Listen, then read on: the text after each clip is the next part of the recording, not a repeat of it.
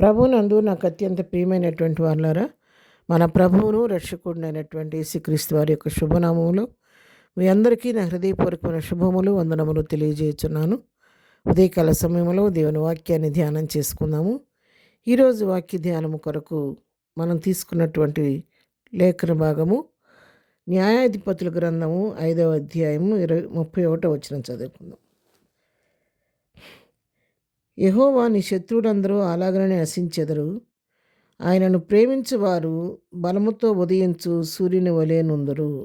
ఆమేన్. దేవుని నామమునకు మహిమ కలుగును గాక. ఇక్కడ శ్రేష్టమైనటువంటి వాక్య భాగాన్ని మనం చదువుతున్నాము.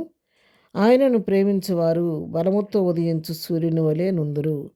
ఎవరు? దేవుని ప్రేమించువారు బలముతో ఉదయించు సూర్యునిలాగా ఉంటారంట. సూర్యుడిని మనం చూడగలుగుతామండి, ముఖాముఖిగా మనం చూడలేము. ఎందుకంటే సూర్యుని యొక్క తేజస్సు మానవ నేత్రాలతో మనం చూడలేము. అయితే సూర్యున్నే చూడలేమైతే ఎట్లా ఉంటారంటే ఆయన ప్రేమించేవారు బలముతో ఉదయించు సూర్యుడు అంట.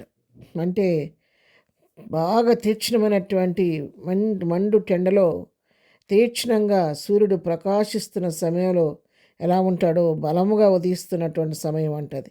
సూర్యుడు ఆ విధంగా మరి ఉదయించే సమయంలో ఎంత తీక్షణమైన ఎండ ఉంటుందో అటువంటి పరిస్థితుల్లో ఆ బలముగా సూర్యుడు ఉదయిస్తున్నటువంటప్పుడు ఎంత ప్రకాశమానంగా, ఎంత తేజస్సుతో, ఎంత మహిమతో నింపబడి ఎవరు తన వైపు తేరి చూడలేని పరిస్థితిలో ఉంటుందో అలాగుంటారంట. అంటే ఏంటంటే సూర్యుని వైపు మనుషులు చూడటానికి ఎలాగ సాహసించలేరో, ఎవరైతే దేవుణ్ణి ప్రేమిస్తూ ఆయన ఆజ్ఞల్ని గైకొంటూ ఆయన అడుగుజాడల్లో జీవిస్తూ ఉంటారో వారిని ఎదుర్కోవడానికి ఎవరు కూడా సాహసం చేయరు.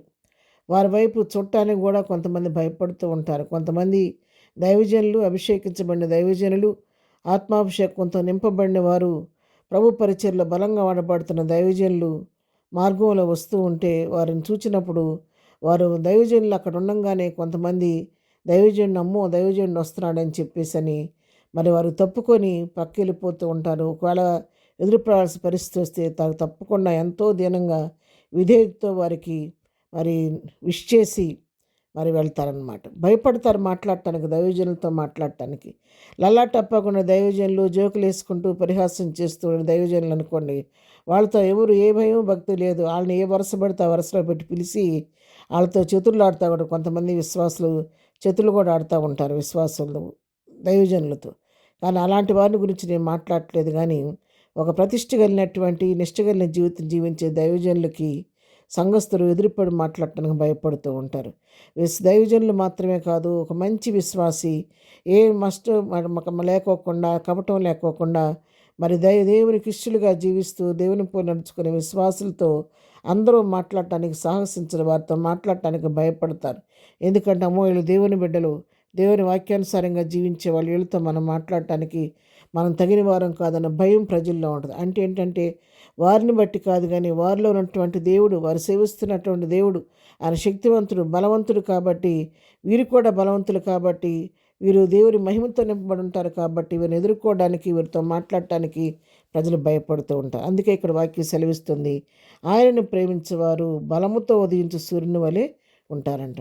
అంతేకాదు యెహోవా కొరకు ఎదురు చూచేవారు ఎట్లా ఉంటారో కూడా వాక్యం చెప్తుంది.